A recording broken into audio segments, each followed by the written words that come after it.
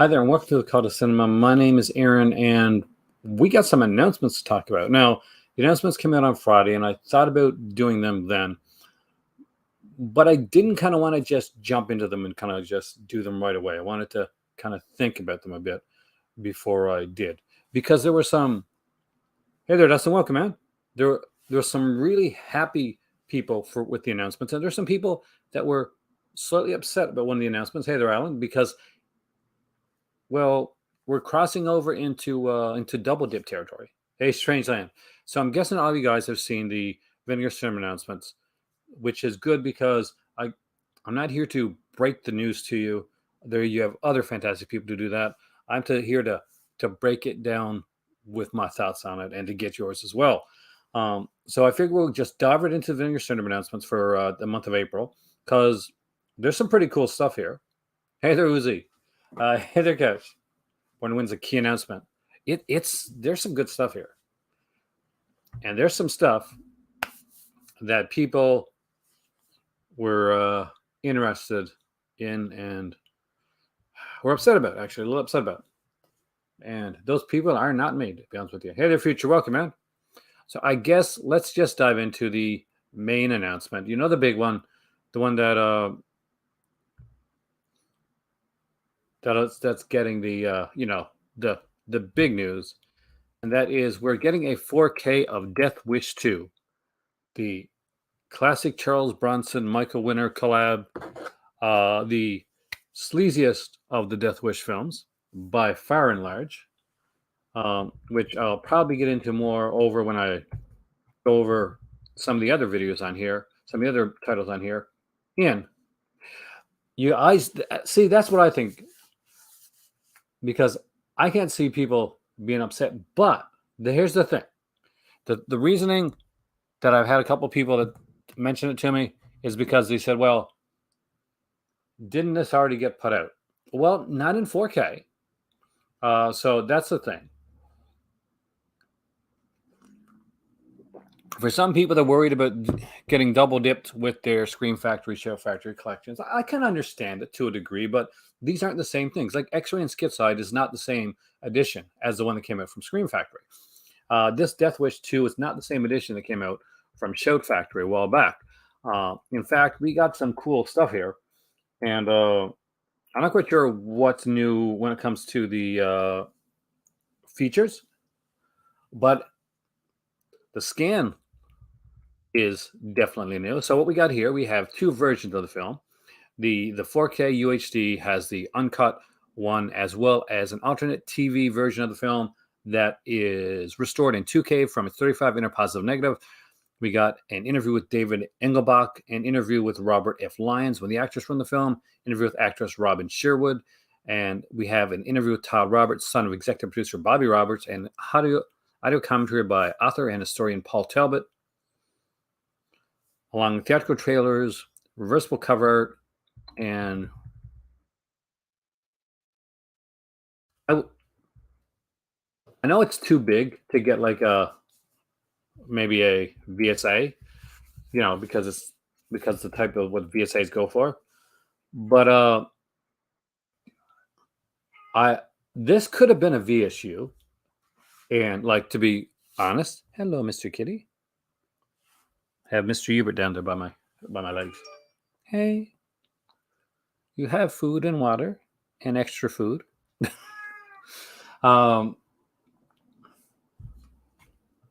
So I kind of get it a little bit, but I don't necessarily agree. I think they could have done a little bit more with the back of the cover than the spray paint Bronson's Loose Again. It's nice. I get it for the film.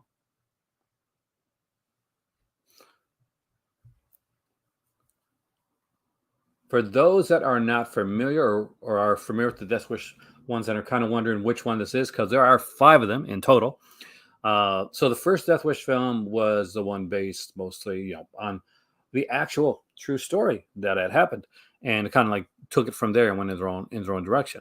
Now the second Death Wish one is when Michael Winner really becomes Michael Winner. So for those that don't know, Michael Winner is a director and he was very much would go into the exploitation. He would lean into the exploitation part of it, and good on Michael Winner for that. But in the first one, there is SA with his wife, and she gets killed in the first film. They have to up it in Death Wish 2. So not only does the maid get attacked, but afterwards his daughter gets attacked. Sorry if I'm giving away something for a movie that was made in 1982, but you've had enough time to avoid the spoilers and see the film. It looks like a great release. I have no complaints with it. I kind of wish they'd put a bit more features on it, but it's Death Wish 2 in 4K. Hey there, Scott, welcome, man. So, I know it's been out before, but that's okay. I personally would get it down the road. I don't think I'm going to pick it up on it's not a day one for me. Nothing that you have to have. See that's a good way to think about it. It's always something that somebody wants. It may not be yours, but maybe somebody else's. And let's get into Flesh Eater. So this is a film by Bill Heinzman. So if the name Bill Heinzman doesn't ring a bell right away, he's from the Night of the Living Dead. Actually, he's the first zombie that you see in Night of the Living Dead. In the whole, he's coming to get you, Barbara. That's that one. So this initially had a release back in the day from, I think, Shriek Show Entertainment on DVD. This one has kind of oddly, it looks like they put a bit more features into this one than they did with their marquee title, Death Wish 2. So again, we got a newly scanned 4K restoration from 60mm OCN, brand new commentary with cinematographer Simon Manis, composer Eric Portnoy, and producer Andrew Sands. Zombie Notch LLC interview with Andrew Sands, interview with the cinematographer, interview Remembering Bill with Bonnie Heinzman, an interview with composer Erica Portnoy, interview with actress Heidi Heinzman. That's a family affair here, guys. Interview with special effects makeup artist Jerry Gurgley, To Live and Die in PA, an interview with actor John Mowood, Meatballs and Missing Actors, an interview with unit manager Paul Giorgi, interview with hair stylist makeup artist Terry Godfrey, extensive behind the scenes still gallery, reversible cover art, and it looks like this one is getting 5,000 units, the same as Death Wish. So what is this movie? It's basically, hey there, Fuzz. His whole Revenge of the Living Dead thing. It's the story of the character that he played in Night of the Living Dead. I can't remember it very well. Hey there, Josephine, welcome. My birthday was nice. It was quiet. I worked. But I'm not gonna lie and tell you that Flesh Eater is a super fantastic film. It's okay. If you're getting a 4K of it and you're already a subscriber, that's fantastic. So that's another regional horror 4K, and that's always good to get. So stoked and excited if you're already a subscriber. If you're not, would this be one of the first ones I'd go for? Honestly, I get Death Wish 2 over Flesh Eater. Just saying, it's me. Yeah, unfortunately, I'm going to be honest with you, Ryan. This movie here does not come across as George Romero-esque.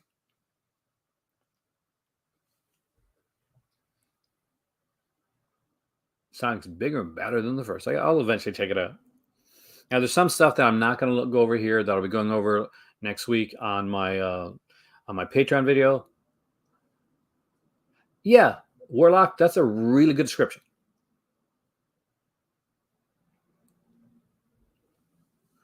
And one that I think people were guessing was coming out before. Yeah, Jeffrey, you're pretty right on that. And it's finally getting its release, and that is Alien Private Eye.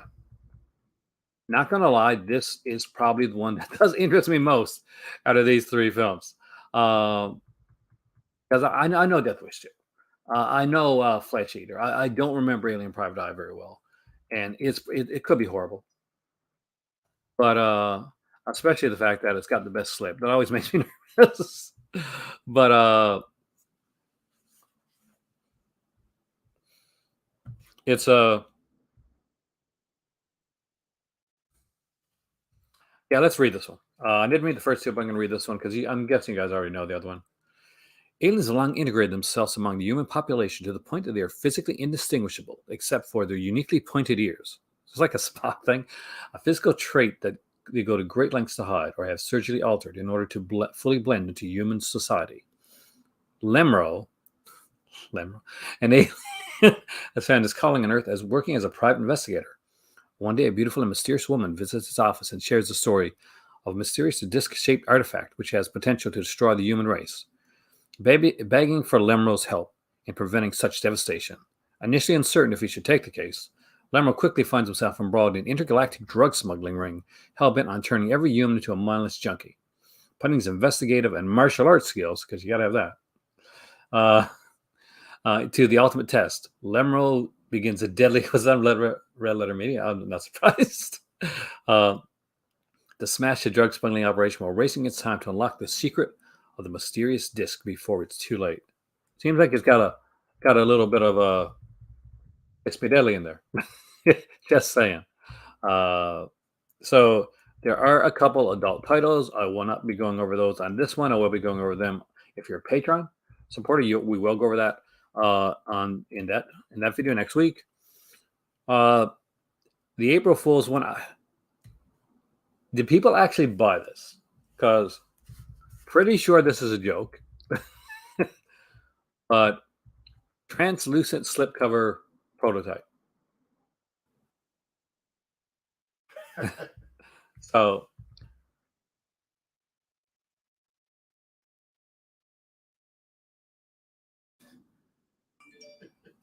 $6.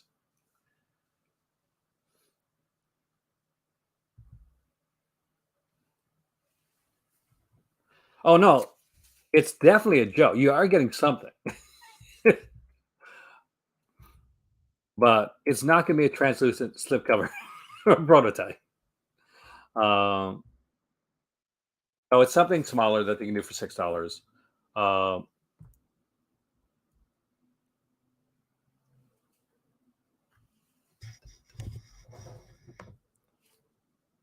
I personally, this was me running a company, and I knew that like the slips were like a huge thing like this. And I was doing it on April Fool's Day. Is that you wouldn't get jack from me. That this would be the thing in and of itself. But good on them for actually giving you like probably a $6 discount code. It's probably what it's going to be. Maybe get a $10 discount code. It'd be like a little bit more. But either way, it's a laugh. It's funny. I like it. But again, like other months, the biggest thing is going to be right here in the partner labels. Now, that being said, we cannot discount Death Wish 2. That's a huge title. And me personally, I'm going to be honest with you, I do hope that Vinegar Syndrome does keep going this direction and we see more titles like this come out. I'm definitely down with some more MGM releases coming out from Vinegar Syndrome, especially if they're going to put them in 4K. Because the thing is that some of these things have been released before. Now, I can't watch any things in 4K. I watch the Blu-rays not in until I buy a new 4K player. But because my Xbox died. But that being said, I will still grab as many 4Ks as possible when I can. So there's a lot of things that they can put out. Look at early Screen Factory stuff too that has not been put out again, that has had the license run out on it. Because there's a lot of Screen Factory stuff. There's a lot of MGM stuff, some Shout Select stuff probably that Vinegar Syndrome could do. And yes, it's going to be more stuff that you may have seen like in other formats before. But they can put their own spin on it. They can put their own special features in there, their commentaries, the packaging, the 4K restoration, which definitely takes a lot of time and money to do. So kudos to Vinegar Syndrome for doing all of that. So we have a few different ones to talk about here. And I'm going to be honest with you, I don't know a lot of these films. So I'm going to depend on people like Ryan here, and who probably has seen some of these uh, some of these releases. And Ryan, you're welcome to hop in, but just so you know. Um, so Beauty Day by Circle Collective.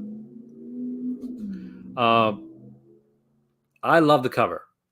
This cover rocks. Do I know anything at all about this movie? But to find out because I have not looked at the these here partner label releases. Hey, Piz, welcome, man. It'll be interesting to see. I don't think we're going to get a lot of new features, but it's worth it just to have a 4K restoration of Death Wish 2 alone. And remember, guys, when you're buying a 4K, don't expect it to be shinier and brighter. Expect it to be more like the cinematic experience. And one of the reasons that we buy 4K isn't just for the visual, but it is 100%, for me anyway, I'm an audiophile, so it's for the audio. You get that crisp, clear theater like audio. And I have a surround sound system, so I do like that. What was that movie you watched that had like the super audio in it? It was like Ultraman, right? Yes. Yeah, that was crazy. Like crazy, crazy. Oh, this one. Okay, before there was Tom Green, before there was Jackass, there was Ralph Zavadil. You know who this guy is? He's Canadian. His Canadian cable access show, The Captain Video Show, ran from 1990 to 1995. I had a life then. I didn't watch much TV. Spawning a small but loyal cult following. Each week, Ralph performed a series of idiotic and occasionally dangerous stunts, changing the sensibility of a small audience for 5 seasons. When the advent of the internet and reality television, still years away, his unique brand of gross-out stunt comedy was truly ahead of its time. All it took was a broken neck for him to get noticed. So, if this is a documentary about, oh, definitely check it out, guys. Thursday night, Brad Henderson is going to be on Disconnected's Thursday night show. He has a show every Thursday night, and make sure that you check that out because he will be talking about some stuff then. But I'm going to put it out there. I'm going to be honest with you. I'm not a huge Jackass fan. I'm not. It was not my cup of tea. I'm also not that big of a Tom Green fan, actually. I am super glad Tom Green, Canadian, made it successful, whatever. But it was this kind of the gross out humorous stuff that I wasn't so big into. I think if Tom Green could have went in a slightly different direction, he could have been more of one of the kind of a classic avant-garde out there comedians as opposed to the gross out stuff. But a lot of people love this. They're still making Jackass movies nowadays. Johnny Knoxville is going to be on WrestleMania. Yeah. But Beauty Day, if this is a documentary about it, then yes, that I am excited. That I would be interested in. Because I like documentaries.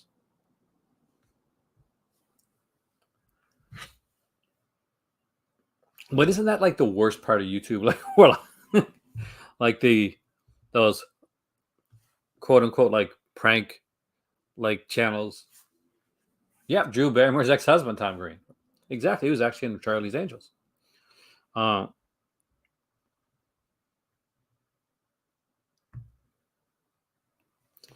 Born to Win, the Fun City Edition. So Fun City Editions, you can always be sure that it's going to be a great title. There we go. It's a George Segal film, so you know it's always great. Jay was a hairdresser until his escalating heroin addiction broke up his family and overtook his life. In filmmaker Ivan Pazar's Fun City set, Born to Win, Jay and his friends and fellow junkie Billy Dynamite are reduced to running scams all over town together, desperately angling for the next fix when a free-spirited young woman, played by Karen Black, falls for Jay. It seems that they might have a chance to escape their bleak world together, but Jay's addictions means they are never too far from the reach of a merciless drug dealer and pimp, played by Hector Elizondo. What a fantastic cast this movie has. And relentless narcotics cop, played by Robert De Niro. The supporting cast are Paula Prentice from Separate Wives as Jay's estranged wife who turns tricks to support her habit, and in one of his very first roles, Burt Young from Rocky. Uh,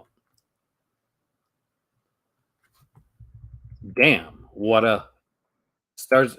Fun City Editions, you know, win it again. Don't know much. Ed the Sock was cool. um, got a booklet with written by Justin the Liberty, a newly recorded audio commentary by Jason Bailey and Michael Hall of the Fun City Cinema podcast. I would have loved to have seen what a Sam Deegan or the Drain or Ted Ellinger would have said about this one. But still looks to be a really good Anderson commentary. And Saturn's Core. So this is going to be low budget. Burglar from Hell. Okay. There's nothing on the back. Okay. Born to Win really, really sounds good, Scholar. A marauding, muscle-bound burglar named Frank the Tank violently invades the home of elderly woman who promptly turns the tables, killing him with a shotgun and burying his corpse in her backyard before abruptly dropping dead from a heart attack. Several years later, a group of young friends unsuspecting vacation together. How can you unsuspectingly vacation together? They all just randomly decide to vacation at the very same house at the very same night. Like, you had me there. I was curious. It was an interesting start, if improbable start, about a burglar and a woman who kills the burglar and then has a heart attack. And then we have a group of people that just randomly vacation in a house together. Just when their new witchcraft-obsessed acquaintance, Token, attempts to conjure up a rain spell, she inadvertently brings Frank the Tank back from the grave. One by one, the guests are gruesomely dispatched by the wisecracking, pizza-faced undead burglar in a staggering flurry of maniacal murder and mayhem. A seminal shot-on-video extended from the early 90s mail-order horror boom, Burglar from Hell built a dedicated following in the underground with its riotous mix of practical splatter effects, lowbrow toilet humor, gratuitous nudity. We gotta love that, right? And unexpected attempts at social commentary. An engaging time capsule of 1990s Queens, New York that is notable as a feature debut of indie scream queen. Oh, Debbie DeShawn. Okay. Burglar from Hell helped put filmmaker Phil Herman and his Falcon Video Collective on the micro-budget map. So yeah, that's actually more interesting than I thought it was going to be.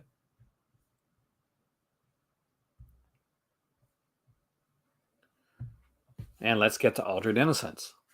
The Island of Yan Gonzalez and You and the Night. Okay. Only 1,000 units on this one though, guys. Some of these here are like partner labels. I haven't gone with them any. They're there, but they have like a lot less units than the regular Vinegar Syndrome stuff. So these tend to be ones that you want to grab if you want, especially if you want to get the special edition slipcovers, stuff like that. I've already missed out on a couple Fun City Edition slipcovers. And now that I might be selling some slipcovers, I may be missing out some more. Horny monsters, exotic dancers, lonely youths, morning lovers, and people who just want to party. Jan Gonzalez's cinema is full of unique islands with exciting characters, gorgeous cinematography, and hypnotic sonic arenas. Before Knife Plus... Oh, really? It's got Knife Plus Heart? These short films will go on to win Jan a devoted cult following. I love Knife Plus Heart, so really big look at this one here. Working close with the director who compiled 70 short works here as main program, an appendix of music videos and other works. Also includes the English language Blu-ray present premiere of Gonzalez's first feature film, You and the Night, featuring the stud, the teen, the slut, and the star, as guests at a pansexual orgy thrown by the mysterious and sexy menage a trois of Matthias, Ali, and Udo. You and the Night is an erotic and wild take on the Breakfast Club, with each character bearing their inner souls to the group to find love and acceptance. An original score by M83 sets the dreamy and transcendent tone for the Eternal Night, also featuring a kinky cameo by the legendary Beatrice Daly, Betty Blue herself. feature wise on here. Well, it's a bunch of short films. That should be enough right there. But four music videos, four other works, compilation trailers, other trailers, 20-page booklet. You and the Night bonus features includes interview with the director Jan Gonzalez, scene commentaries, and technical featurette, plus the original theatrical trailer. Again, Knife Plus Heart, if you haven't seen it, it's a really good movie. So definite recommendation on this one right here.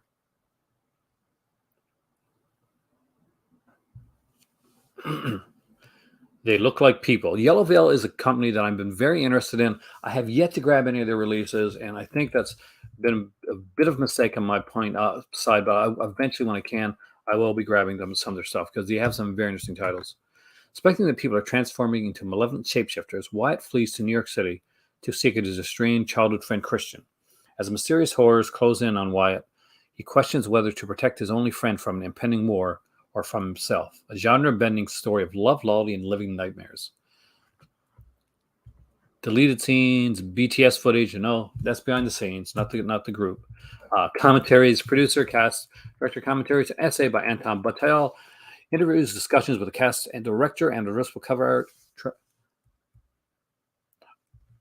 That's one of Yellow Veil is one of the ones that I'm interested in. They put it. I love their logo on that too. I wish they had it on a T-shirt. I'm like peeking down below, and I see Video Murders there, and I'm like, seriously. Uh, Love and Saucers: The Far Out World of David Huggins by Terrorvision. Now I don't know this one either, guys. The strange story of David Huggins, a 72-year-old Hoboken man who claims to have had a lifetime of encounters with otherworldly beings, including an interspecies romance with an extraterrestrial woman, with whom he lost his virginity to, and chronicling it all in surreal impressionist paintings, few of which have been seen. Filmed in intimate, non-judgmental style. Congratulations on being able to do that. Love and Saucers lets David tell his story, and in turn tells the audience to decide what is fact, fiction, and everything in between. Well, who am I to judge David's extraterrestrial romance? Lisa's not a mysterious girl from Canada that we wouldn't know. Oh, this is like even better. It's not that mysterious girl from the other country. Oh, you won't know her. Her name's Lisa. She's from another country. But yeah, she's super hot. No, it's like, hey, I've had the hottest. She's from space. That's where she's from. All right, we got a Canadian National Pictures release. We got The Mob, and when you think of the New York Mafia, you think of Montreal. Or they're hoping you do, because right here, seasoned drug smuggler and thief Francois Chico Tremblay is tired of his modest lifestyle. Given the opportunity to earn 50,000 killing a prominent New York gangster, he leaps at the opportunity. Ignoring the warnings of Montreal's leading mob boss. Well, yeah, that is. Oh, this is going to be Montreal. It's Montreal. Okay. Well, that makes sense. Like, in all honesty, this is where kind of like allegedly this is where a lot of the this type of activity would be. Upon his return, Chico discovers he's being pursued from all sides, prompting an all-out, unlikely response. He calls the local talk radio show and starts revealing the mob's most carefully guarded secrets. Oh, he's a dead man. As his revelations get more shocking, so did the tactics of his adversaries, culminating in a devastating gut punch of a finale. I'm going to guess he dies. Yeah, that does sound interesting. I would buy that.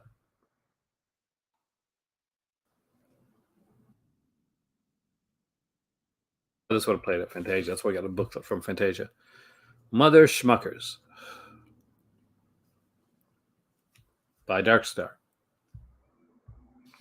Mother Schmuckers. Iskar and Zabulon, two brothers in their 20s, are supremely stupid and never bored. As madness is part of their daily lives, when they lose their mother's beloved dog, they have 24 hours to find him, or she will kick them out.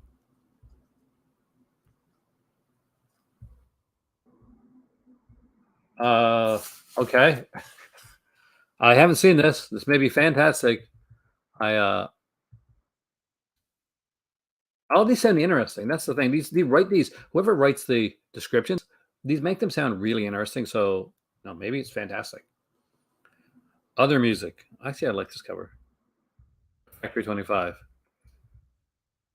Other Music was an influential, uncompromising New York City record store that was vital to the early 2000s. Oh, this is a documentary indie music scene. But when the store is forced to close its doors due to rent increases, the homogenization of urban culture and the shift from CDs to downloadable and streaming music, a cultural landmark is lost. Through vibrant storytelling, the documentary captures the record store's vital role in the music and cultural life of the city and highlights the artists whose careers it helped launch, including Vampire Weekend, Animal Collective, Interpol, Yeah Yeah Yeahs, William Basinski, Neutral Milk Hotel, Sharon Van Etten, Yola Tango, and TV on the Radio. So interesting. Other music does look fantastic. I love documentaries. Got to hang with kid. Have a great night, brother Ryan. Make sure to check out Ryan's Thursday night video because it will be fantastic. I can tell you that right now. So if you're not subscribed already, make sure after you watch this video, don't go anywhere. But after you watch the video, run over and just click on that subscribe button on a disconnected channel. Take me somewhere nice. Oh, jeez. It's one after another for Alma. When her long-estranged father is hospitalized in his native Bosnia, a not quite headstrong young woman leaves her home in the Netherlands to visit him. When she lands at the airport with a few Bosnian phrases and a new dress, her distracted older cousin Imar neglects to drive her to the hospital, preferring to hang out with his buddy Dennis, who has a girlfriend, so don't even think about it. After dyeing her hair and outlasting her patience, she hits the road on her own, quickly losing her luggage, her money, and her mooring. Along a bizarre chain of events and interactions with a cast of road-weary characters, Alma faces disappointment after disappointment with devil-may-care detachment and a newfound maturity. Hey there, Sean. Welcome, man. In its breathless series of hotels, cars, buses, and waiting rooms, Take Me Somewhere Nice captures the dreary, fish out of water isolation of the unfamiliar highway, an enduring update of Chantal Ackerman's The Rendezvous Diana, fused with the jazzy cynicism of Wim Wenders and Jim Jarmusch's 70s road movies, and the stark sonnet despair of a David Hockney painting. Recipient of the special jury prize at the Rotherham Film Festival, Take Me Somewhere Nice is the unpredictable neon-tinted feature film of a name I'm not going to pronounce well, so I'm not going to try. Ina, we're going with Ina, a Bosnian-born refugee raised in Holland who is now one of Dutch cinema's finest rising talents. Her film's breezy wit and pastel color palette disguises dark truths about national identity, gender, coming of age, making it the first essential road movie of the TikTok generation. There you go. It actually sounds interesting. I was a little bit taken out of it when they said TikTok generation, but the rest of it sounds great. Oh my God, it's been put out. So this cover, I remember. I have never seen this movie. I'm pretty sure that this is done by somebody that made a movie that I actually liked. But what I know this for is being the worst cover I ever saw in a video store for a movie. If there ever was a cover that did the opposite, that repelled me from wanting to watch the film, that will be it right here. I'm pretty sure this is the Mountaintop Motel Massacre, guys. I think it is. But oh my God, does anybody at all like this cover? I gotta know. Is it just me?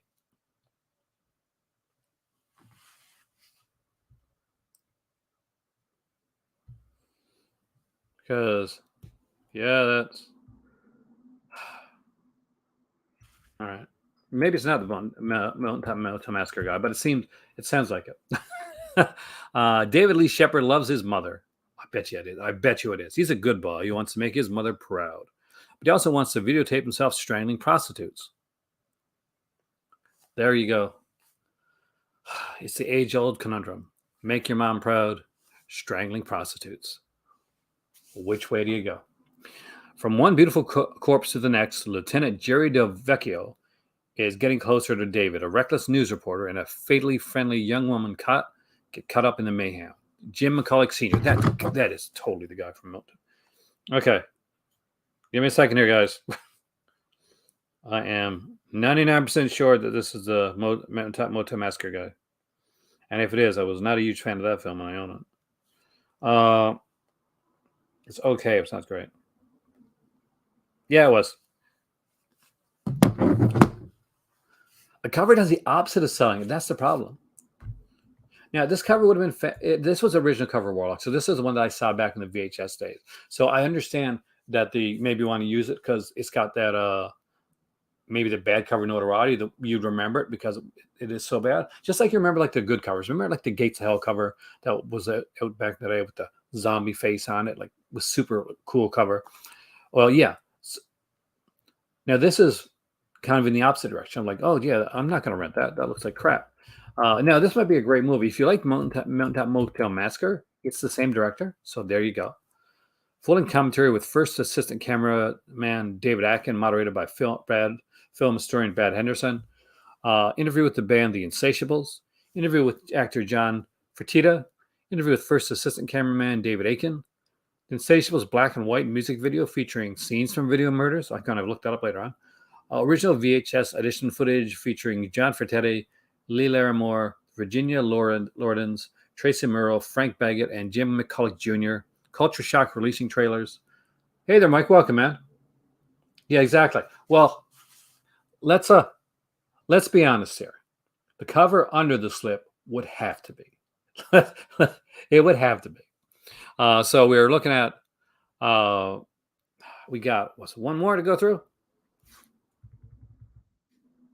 and it's an AGFA release. So it is a Wicked World, which I'm going to go down here because we're not going to show that too much here on the channel because I have to save some of this here stuff that is a little bit iffier for, oh my God, it's a Barry J. Gillis movie. Hey, Rod, it's Barry J. Gillis. The guy that made Things. Oh.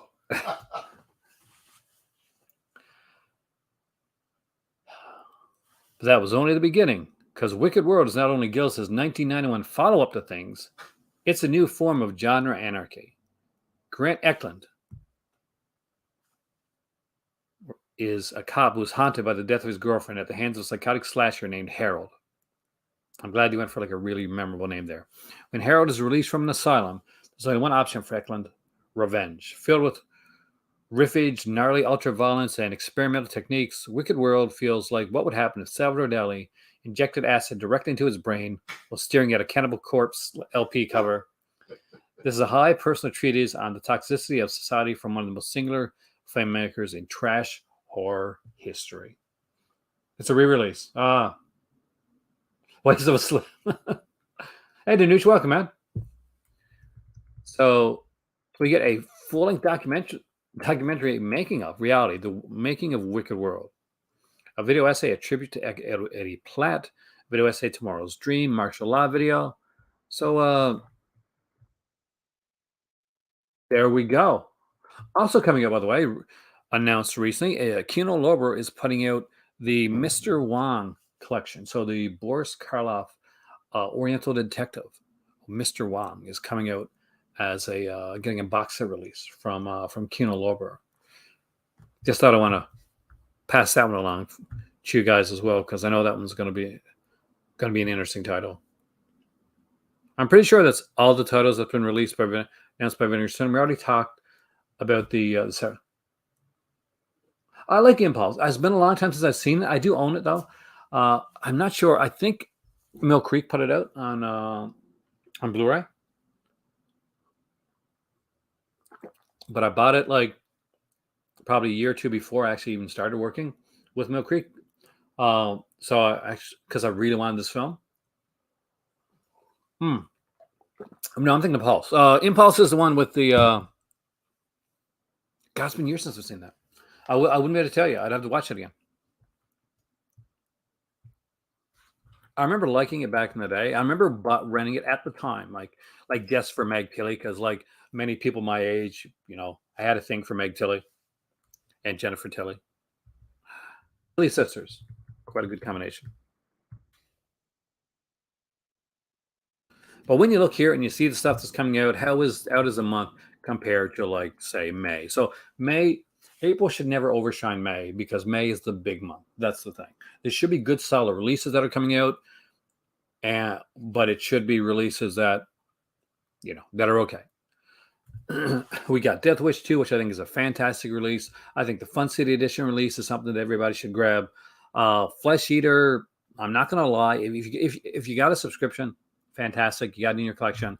If you don't, wait for a sale for Flesh Eater. Alien Private Eye, I really don't know. It seems so schlocky that it couldn't be one of those so bad it's good type movies that I would like. And Red Letter Media, having done like a video on it, makes me think it's a so bad it's good. But then again, Red Letter Media did a video on Champagne and Bullets, and that one was a bit of a chore to get through, to be honest with you. There is a Peakorama release, which I'm going to be talking about next week. I'll be letting you guys know when I'm doing the Patreon video, at least a day or two ahead of time. Probably maybe Tuesday or Wednesday videos we're looking at. And we'll go into that, and we'll probably look at other things here, the trailers, stuff like that for some of these releases that I can't do on a regular one because just on the off chance that they decide to monetize me again, which, that ain't going to happen. But I keep trying, guys. I keep trying. That looks like everything for the Vinegar Cinema releases for the month of April. So with that being said, at a mere 42 minutes, my name is Aaron. I would like to thank each and every one of you for coming in and joining me today on this lazy little Sunday. If you are, if you celebrate Ramadan, then happy Ramadan to all you guys out there, and everybody have a fantastic day. I am Aaron. Remember this: there is a lot of movies to choose from here in the Vinegar Cinema Library and in the partner labels as well, but there is only one of you. So remember, treat yourself good, treat others good, because that does pay itself forward. And I will see you right here next time in the Call to Cinema.